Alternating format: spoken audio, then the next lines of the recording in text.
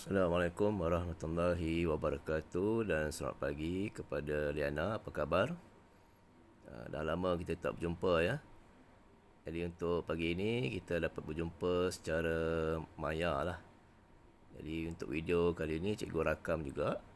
Sebelum ni pun cikgu ada rakam suara cikgu. Kali ini boleh tengok muka cikgu lah kan. Jadi untuk pada pagi ini kita lihat tentang konsep multimedia ya. Sebelum ni cikgu ada terangkan secara rakaman juga tentang definisi multimedia ya, elemen multimedia. Tapi untuk kali ini rakaman kali ini cikgu akan jelaskan lebih jelas dan lebih terperinci lah. Jadi cikgu harap Liana dapat mendengar dan melihat apa yang cikgu sampaikan sebentar lagi ya. Baik, kita teruskan dengan definisi multimedia.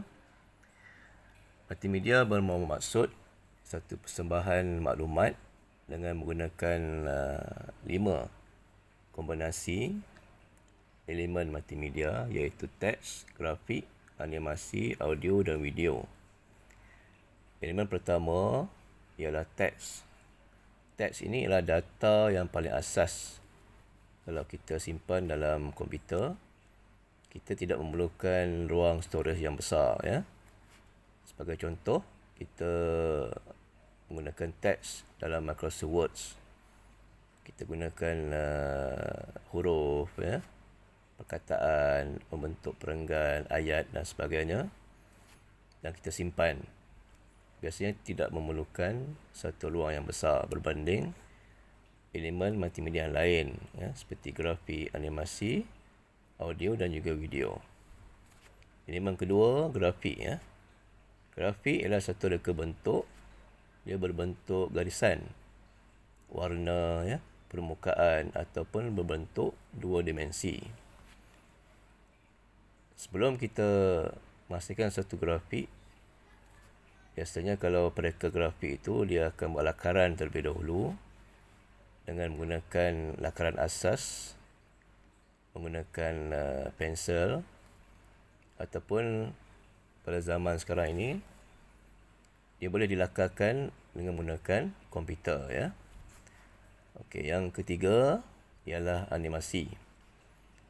Animasi ialah satu gerakan ataupun satu ilusi gerakan yang dihasilkan dalam pelbagai cara.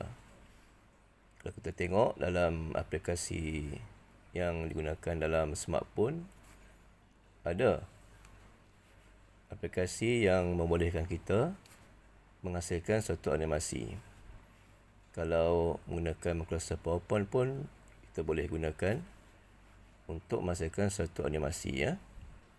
Kalau di zaman sekarang ini, animasi dihasilkan dalam bentuk wayang gambar ataupun dalam bentuk video. Elemen yang keempat iaitu audio ya. Audio ialah satu instrumen yang menghasilkan bunyi ya, kesan bunyi, dan juga dalam bentuk muzik ataupun suara latar. Seperti yang cikgu rakam sekarang ini kan. Ini bentuk audio ya. Baik, yang kelima iaitu video lah. Video ni dia kombinasi lah antara audio, animasi, grafik dan juga teks. Bila digabungkan, dia akan menjadi satu bentuk video yang menarik dan berkesan.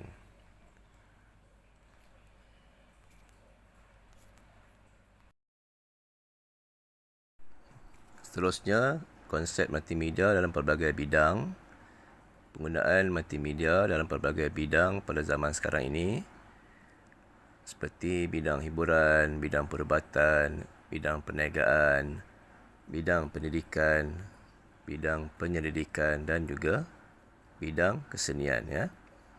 Semua bidang ini memerlukan aplikasi multimedia sebagai medium untuk menyampaikan suatu maklumat dengan berkesan. Konsep multimedia seterusnya ialah multimedia interaktif. Perbezaan di antara ciri-ciri multimedia liner dan juga tak liner. Multimedia liner ini pengguna tidak boleh mengawal urutan kandungannya. Contohnya kita menonton televisyen yang ada rencana, ada filem, ada iklan TV dan ada klip video ya. Jadi kita boleh mendapat satu maklumat itu dengan tepat dan berkesan tanpa berbuat apa-apa ya. Manakala kalau multimedia tak liner, pengguna boleh mengawal urutan kandungannya. Contohnya, kita menggunakan tablet ataupun kita menggunakan buku dan kamus elektronik ataupun kita menggunakan handphone kita untuk Google ya. Jadi kita boleh mendapat pelbagai maklumat. Konsep multimedia sebagai medium pehantaran pula, kita boleh membanding beza di antara medium pehantaran berasaskan web dan juga berasaskan CD ya. Medium pehantaran berasaskan web ini resolusinya rendah, kandungannya juga boleh diubah dan mudah dikemaskini.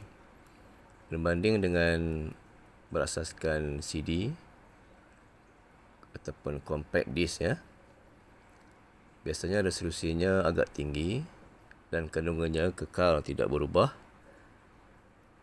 dan dia mudah luput tempoh. Okay?